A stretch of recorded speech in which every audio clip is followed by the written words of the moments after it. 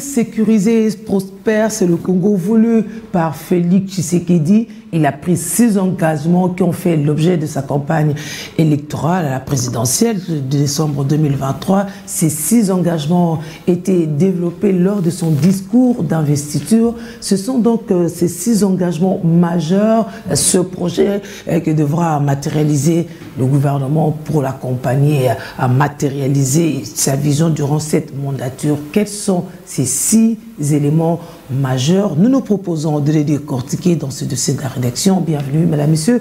Bienvenue à la Boma. Merci, Julie Sefou. Bodom Matungulu est notre invité ce soir. Il est ingénieur civil, président du think tank RDC Stratégie. Il a un executive master en politique et management de développement potentiel Afrique de l'université Sciences Po Paris-France. Son travail avait porté sur la proposition d'un nouveau cadre de planification de la République démocratique du Congo. Bienvenue, Monsieur Matungulu. Merci beaucoup, monsieur. Think Tank RDC Stratégie, quelle a été la motivation pour sa création? D'abord, la RDC Stratégie, comme vous le dites, c'est un think tank, c'est-à-dire un laboratoire d'idées,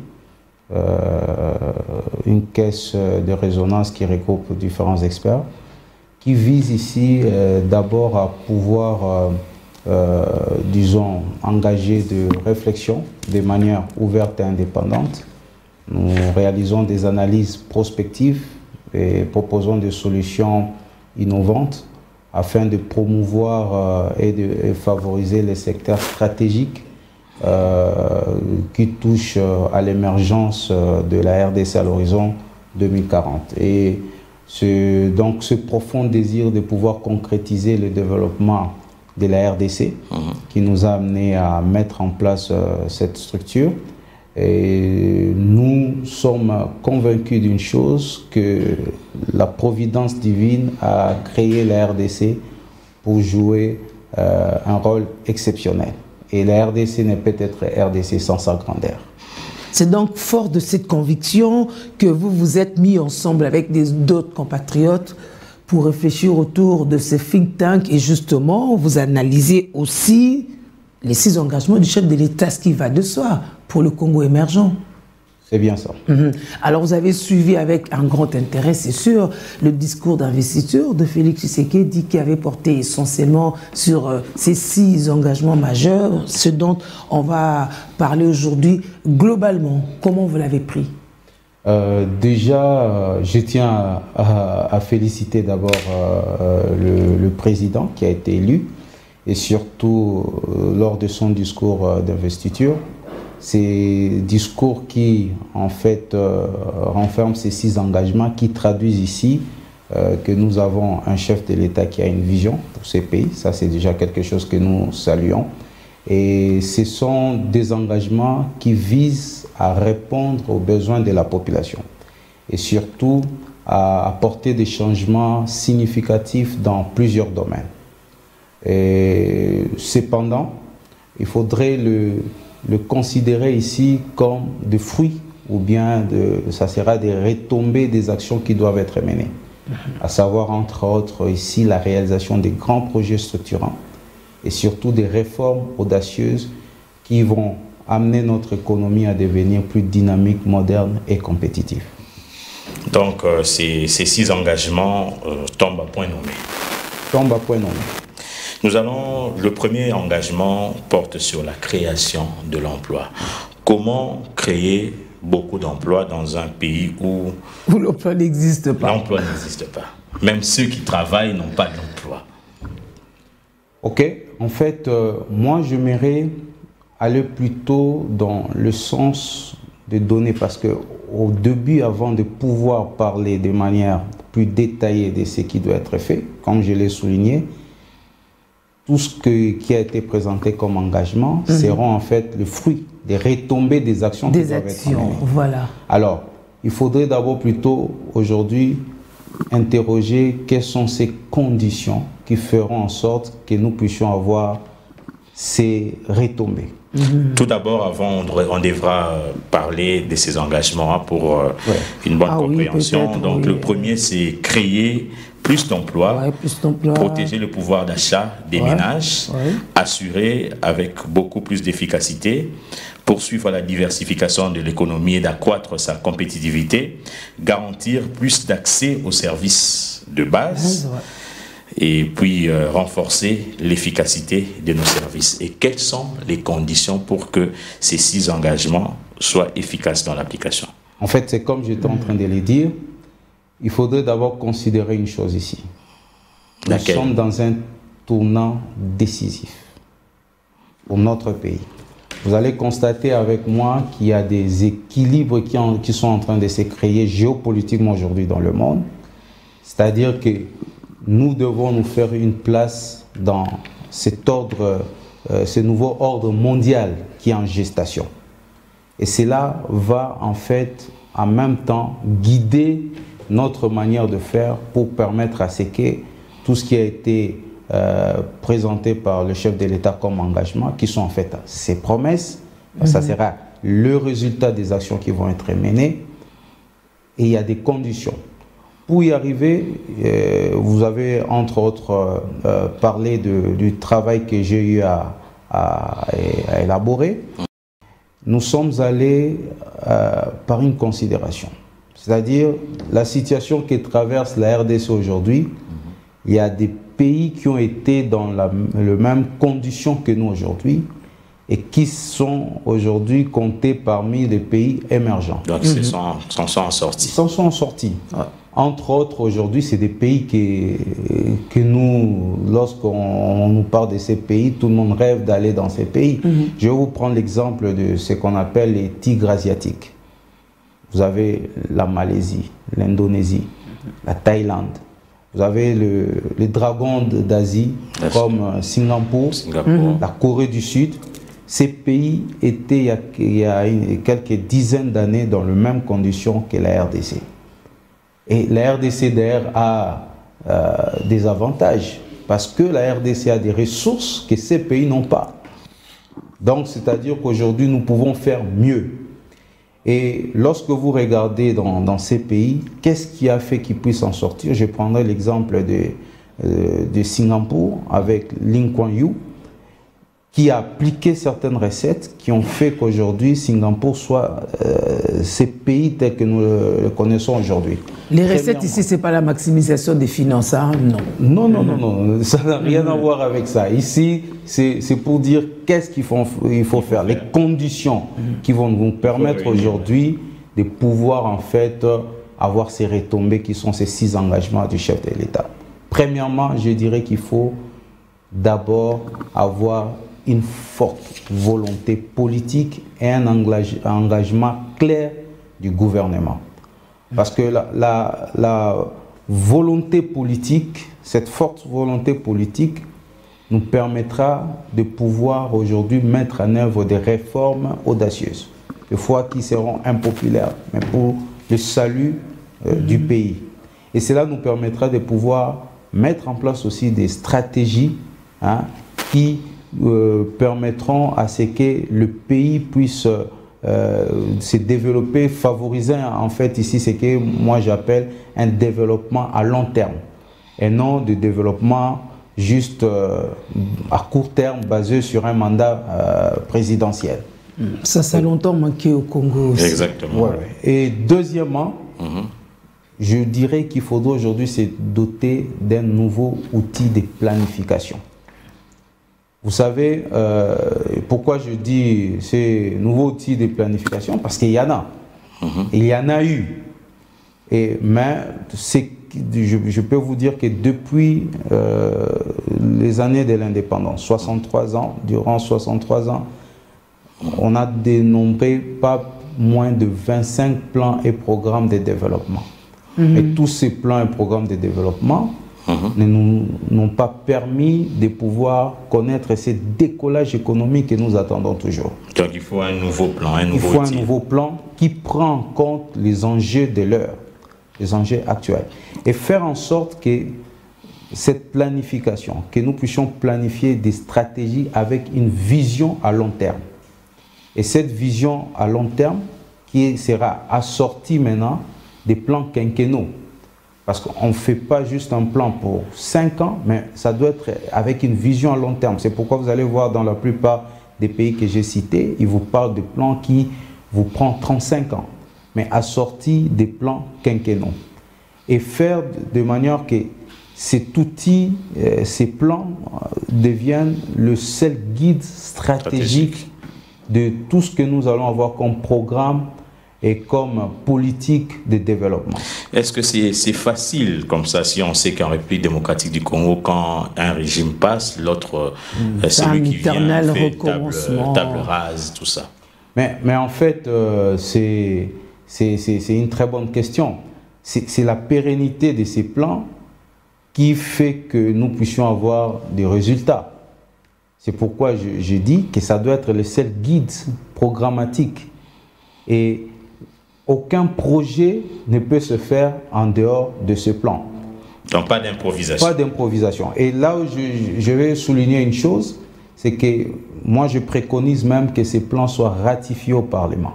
Ah oui, parce que j'avais demandé à qui de le faire, quel laboratoire. De telle manière que cela puisse avoir une force, devienne une force de loi. Les régimes peuvent changer, le gouvernement peut changer, mais au moins la trajectoire du développement de la RDC est tracée. Le priorité en termes de priorité, on peut essayer de l'adapter, mais en termes de trajectoire de développement, on doit avoir cette trajectoire que tout le monde doit s'y conformer. Aucun programme ne peut se faire en dehors de ces plans. Mais comme je l'ai dit, assorti des plans quinquennaux. C'est pourquoi... les plans quinquennaux doivent se baser en fait, sur le plan qui a cet horizon à long terme. Et c'est pourquoi moi je demanderais que le programme du gouvernement 2024-2028, que ça soit en fait le point de départ, que ça soit notre première étape de ces voyages vers l'émergence, de manière à impulser ici de manière irréversible notre trajectoire vers le développement. Et cela demande à ce que nous puissions avoir un plan qui sera force de loi et que tout ce qui sera fait soit calqué dans ces plans et que nous puissions avoir une direction bien tracée, savoir ce qu'on est en train de faire. Et là, on va éviter d'avoir une multiplicité des plans. Parce que lorsque vous avez une multiplicité des plans, chacun essaye de faire son projet. Vous avez des fois le même projet que vous faites dans ces plans, c'est le même projet qui est encore amorcé dans... Avec des personnes différentes, d'autres méthodologies. Ça ne donne pas aussi ici une vision claire aux investisseurs qui viennent. Ce n'est pas par exemple aux investisseurs de venir vous dire quel projet vous devez faire. Ils doivent plutôt venir se rentrer dans votre vision. Votre vision à ce qui est planifié au niveau du pays. Chez nous, par moment, ça boitille un peu de ce côté-là. C'est une faiblesse de notre part? Oui, en fait, lorsque vous regardez, je vous ai parlé ici de plus de 25 plans qu'on a eu depuis la cession de notre indépendance. Mais en fait, c'est ça, c'est parce que ce n'est pas une force de loi. Vous avez à chaque fois qu'il y a un nouveau gouvernement, il y a les nouvelles stratégies qui se mettent en place et chaque fois on a un perpétuel recommencement et ça ne nous permet pas d'avoir une vision claire. Et puis vous avez ici, vous allez voir en termes du plan, il y a aussi en termes de tout ce qui est mécanisme de mise en œuvre, de suivi et d'évaluation du plan. Ça c'est très important. Ça a été une des lacunes en fait de tout ce qu'on a mis en place comme plan dans ces pays. Des plans qui sont des fois avec des structures, des mécanismes de suivi et d'évaluation pléthoriques et qui les rend inopérationnels et on n'arrive pas à avancer. Et un autre problème, c'est le problème entre autres de financement de projets que l'on a dans ce plan. Dans le document que nous avons produit, nous donnons la solution à tout cela. Et comme troisième condition ici, c'est de promouvoir la méritocratie. Et ça a été le fort de tous ces pays dont je vous ai cité. Promouvoir la méritocratie revient à quoi? À promouvoir et à choisir les individus en fonction de leurs compétences, de leurs performances, de leurs mérites, mais surtout de leur moralité. Mais comment est-ce que ça se ferait dans un Congo? On sait par exemple qu'il faut un informateur, il faut un formateur, il faut une majorité qui soit dessinée parce que celui qui n'est pas avec nous ne peut pas travailler avec nous, même si moi je le voudrais, mais il n'y a presque pas d'ouverture. Il faut aujourd'hui même toute la société civile adhère en politique parce que c'est la voie sine qua non de pouvoir accepter. Alors, comment est-ce que le pays pourrait atteindre cet objectif-là? Madame, vous savez, c'est pourquoi je dis qu'il faut repenser notre schéma de gouvernance. Parce que si on refait la même chose, ne vous étonnez pas d'avoir le même résultat. Et moi, je me dis, même dans ce que vous décrivez là, il y a toujours possibilité de pouvoir recourir à la compétence. Ça n'exclut pas.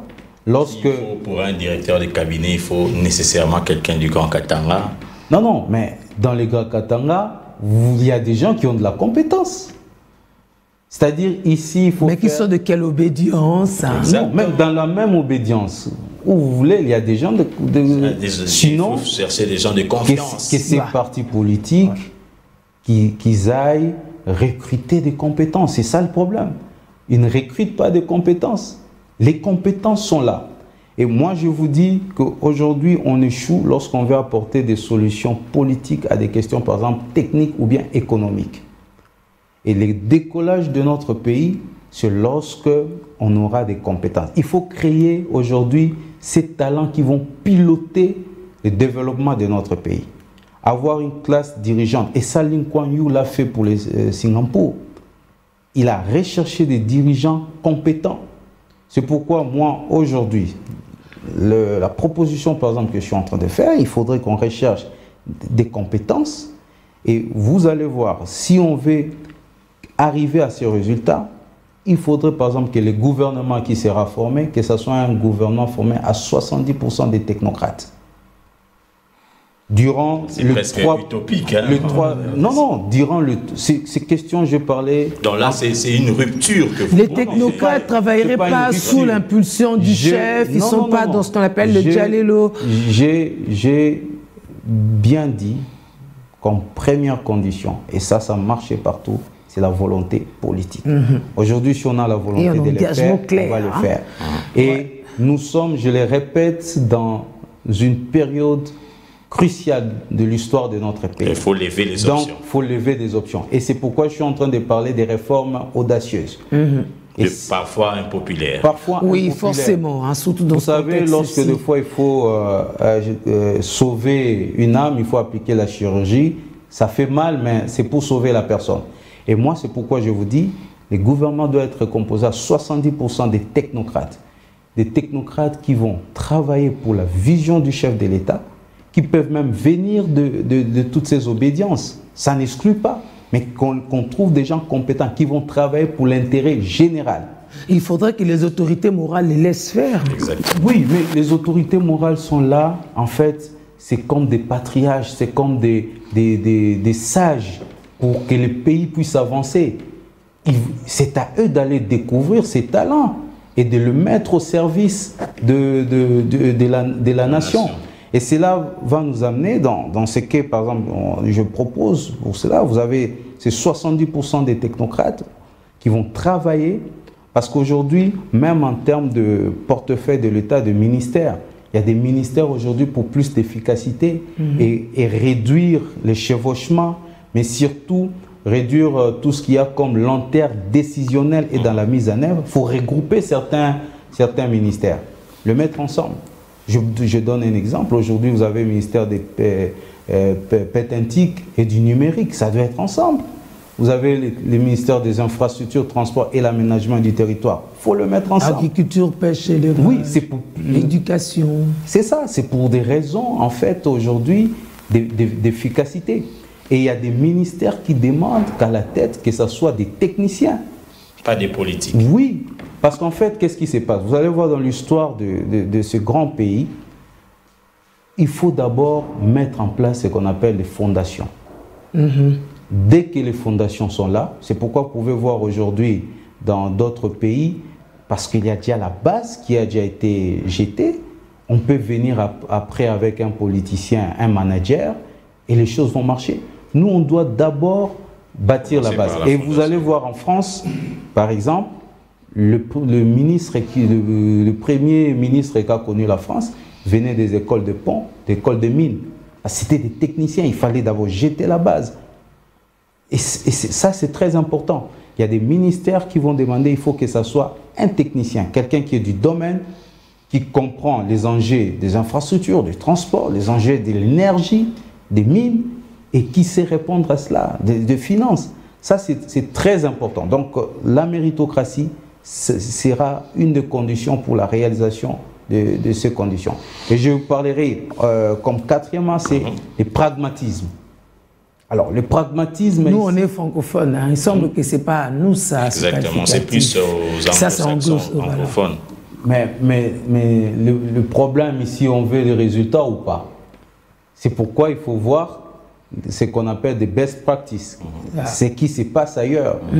Et le pragmatisme, c'est important.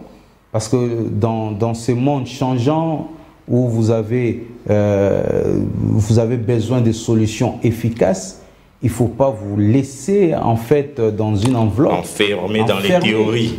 Dans les théories, dans des pratiques, même quand ça ne marche pas, mais parce qu'on a toujours fait comme ça, il faut qu'on reste dans ça. C'est la routine. C'est le pragmatisme. Mais je vous signale, moi j'ai aimé, le chef de l'État fait mention de cela dans son discours, lorsqu'il parle de ces 6 engagements.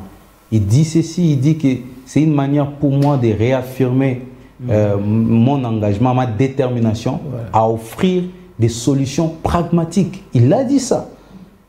Et c'est ça, en fait, parmi les conditions pour réaliser. Je dirais déjà qu'il était éclairé, il savait que ça fait partie des conditions. Maintenant, ça ne suffit pas, il faut passer aux actions concrètes. Alors, les actions concrètes, c'est ça. Il faut trouver. Les actions concrètes, vous savez, il y a le visionnaire. En management, nous, on dit cela. Il y a les visionnaires, mais il y a ce qu'on appelle les amplificateurs de la vision. C'est-à-dire, le chef a un rêve. Il veut quelque chose. Mais il faut des soldats qui vont réaliser ce que le chef est en train de rêver. Mais c'est ça. C'est la seule chose qui nous manque et il faut cela. Or, le chef ne voit pas tout. Il passe aussi par des intermédiaires pour le mettre au contact des soldats, ce qui n'est pas forcément évident. Oui, dans d'autres pays, vous avez des chasseurs de cerveau, des gens qui vont identifier des talents pour le faire. Aujourd'hui, nous l'avons sur place, nous l'avons dans la diaspora. C'est quelque chose qu'il faut, c'est une politique qu'il faut mettre en place. Et comme 5e condition, aujourd'hui, la réalisation de ces engagements passera entre autres par notre capacité à mobiliser tous les parties prenantes. Qu'est-ce que vous entendez par le gouvernement, le secteur privé, parce qu'ils ont un rôle à jouer. On parle aujourd'hui de la création d'emplois. Le premier employeur ne doit pas être l'État. Non, pas l'État. Il y a les secteurs privés. Les PME. Les PME qui soient créés. Vous avez la société civile. Mais vous avez aussi même l'opposition. Parce qu'aujourd'hui, il faut mettre toutes les intelligences, les énergies ensemble. Vous savez, qu'est-ce qui conduit, qui guide aujourd'hui la croissance, le développement dans d'autres pays? C'est ce qu'on appelle aujourd'hui l'intelligence collective. Savoir mettre l'intelligence ensemble pour avancer. Les défis que la RDC a aujourd'hui demandent à ce que les acteurs politiques se mettent ensemble, qu'ils mettent leurs intelligences ensemble. C'est que les secteurs privés travaillent avec les secteurs publics pour trouver des solutions, que la recherche, donc le corps scientifique travaille avec l'industrie pour trouver des solutions. C'est ça en fait qui permet aujourd'hui qu'un pays puisse en fait se développer, aller de l'avant. Voilà un peu de manière ramassée donc. Et voilà, prioritairement, qu'est-ce qu'il faudra faire?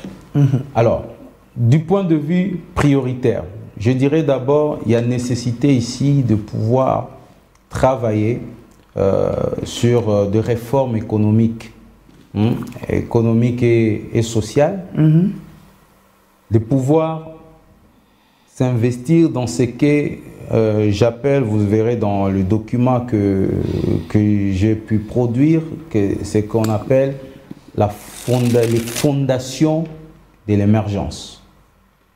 Et parmi cela, vous avez les capitales humains, qui a comme corollaire l'éducation, la santé, la formation professionnelle, l'entrepreneuriat, tout ça. C'est les capitales humains. Aujourd'hui, c'est les capitales humains, c'est les secteurs qui sous-tendent le développement d'un pays. L'émir de Dubaï, on l'a posé une fois une question pour savoir qu'est-ce qu'il a fait pour développer son pays, dans quel secteur il a plus travaillé. Il a dit, je travaille sur 3 secteurs. Le premier secteur, c'est l'éducation. Deuxième secteur, c'est l'éducation. C'est l'éducation. Ouais. Ça veut dire quoi pour le Congo aujourd'hui? Dans un pays de Koulouna, et en cravate, et en relax. Avec un voilà, tout ça. Non, mais comme je dis, il faut développer dans les capitales humains. Les capitales humains, vous savez aujourd'hui, la RDC, en termes d'indice, le capital humain, nous sommes 175e pays sur 189, avec un score de 0,37. Alors que la moyenne de l'Afrique subsaharienne est à 0,40. Donc nous sommes même en dessin. 0,37 veut dire quoi?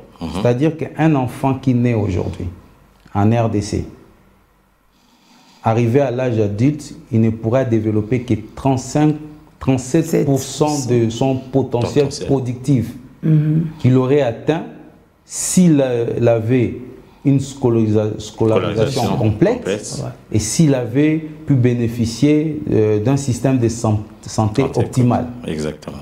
C'est pour dire que nous avons un travail à faire dans ce secteur-là.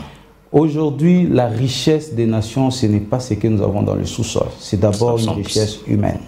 C'est cette qualité de personnes, des individus que nous avons. Donc, il faut consolider les acquis de la gratuité de l'enseignement. Oui. Et pourquoi ne pas aussi, est-ce qu'aussi faire la gratuité dans la formation professionnelle peut-être?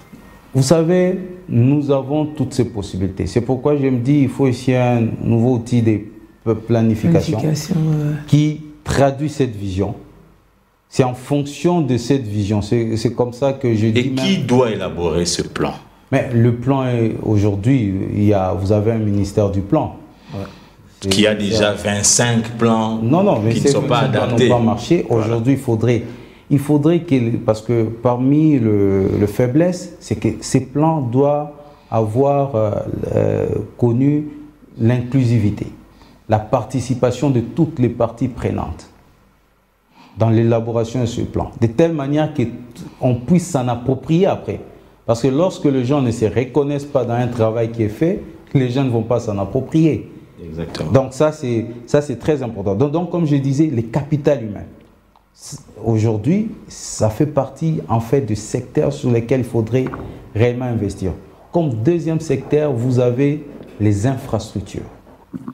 Parce que les infrastructures soutiennent l'économie d'un pays et constituent en fait ces soutiens pour réduire les inégalités sociales mais aussi territoriales.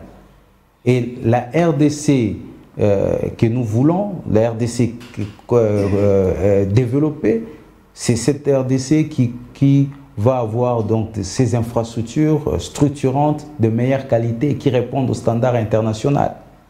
Et ça, c'est très important.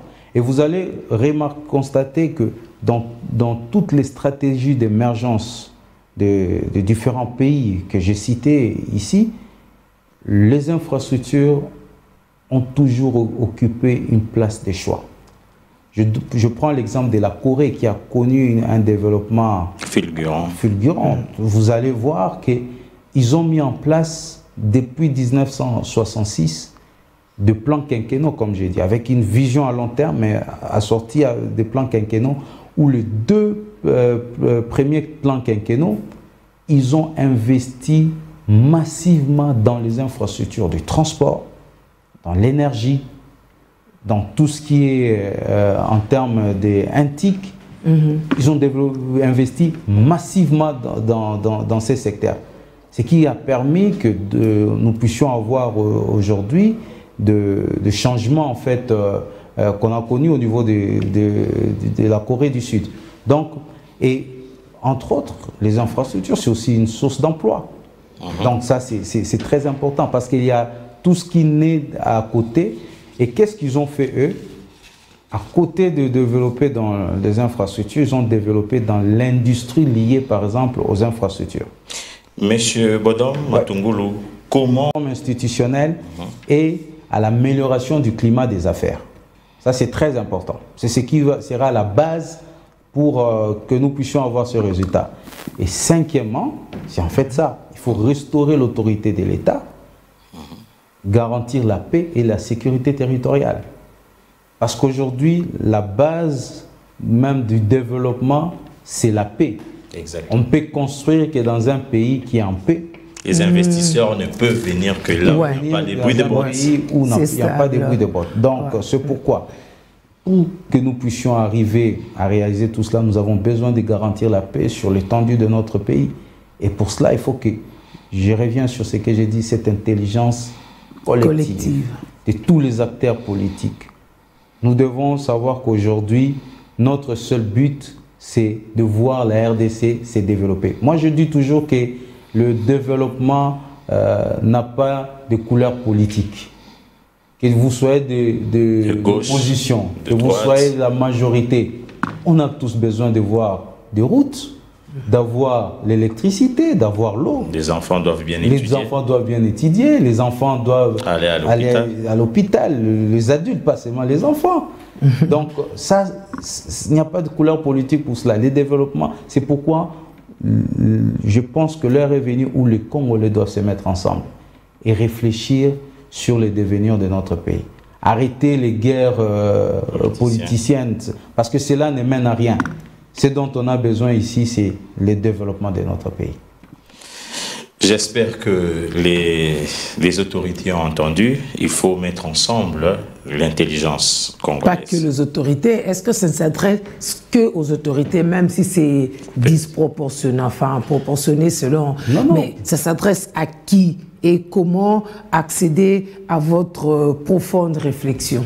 Non, ça s'adresse à tout le monde, ça s'adresse à l'ensemble des Congolais, les 100 millions de Congolais. Ah, parce pour vous, c'est 100 millions aussi, hein? Oui, les 100 millions de Congolais, ça s'adresse à ces 100 millions de Congolais qui doivent comprendre qu'aujourd'hui, nous sommes arrivés à un tournant de l'histoire où les équilibres géopolitiques sont en train de changer. Les jeux de pouvoir se font. Les puissances d'hier ne seront pas les puissances de demain. Et nous devons trouver notre place. Et ça, il faut être du bon côté des puissants. Être de l'histoire. Ah oui, pourquoi ne pas être le puissant? Pourquoi pas être le puissant? Nous avons ces capacités. Et surtout avec intelligence collective. Nous avons tout aujourd'hui. Moi, vous savez, j'ai été interpellé une fois dans une conférence où j'étais. Il y a quelqu'un qui me dit, mais vous savez que la RDC, c'est vous qui deviez être la locomotive du développement de l'Afrique. La puissance de l'Afrique, c'est vous. Et moi, je vous dis que tout le monde le sait. Et on ne va pas vous laisser pour le devenir. Nous devons réclamer notre position. Et pour y arriver, il faut travailler en intelligence, travailler ensemble. Il faut se la jouer collectif. Je prends juste l'exemple de... on a tous aimé notre équipe de football. Vous avez vu les collectifs qu'avait notre équipe de football, les Léopards. Et ils sont arrivés jusqu'à la 4e place. C'est ce qu'il nous faut. Il faut se jouer collectif, que l'intérêt général puisse primer d'abord.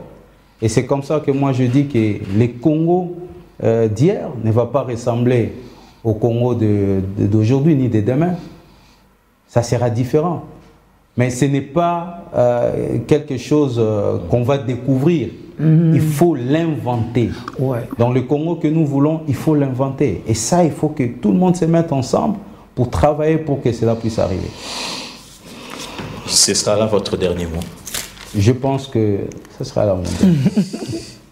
Président, pour aujourd'hui, bien sûr. On pourra la réflexion sur le document que nous avons produit sur ce que j'appelle ici le plan stratégique RDC émergent 2050. Il a combien de pages déjà? Ah, c'est une centaine de pages. On le trouve où? En ligne? Non, je ne l'ai pas encore publié. Je vais les réserver exclusivement d'abord aux autorités avant de pouvoir le mettre. D'accord. Je rappelle que vous êtes ingénieur civil, président du think tank RDC Stratégie. Vous avez un exécutif master en politique et management, potentiel Afrique de l'université Sciences Po Paris, France. Votre travail avait porté sur la proposition d'un nouveau cadre de planification de la République démocratique du Congo et vous vous appelez Monsieur Bodom Matungulu. C'était un plaisir de vous recevoir sur ce plateau de dossier de la rédaction. Merci, le plaisir est partagé. Donc aujourd'hui, on a partagé une des parties du plan stratégique RDC émergent en 2050. On a encore le temps d'y parvenir, si on s'y met.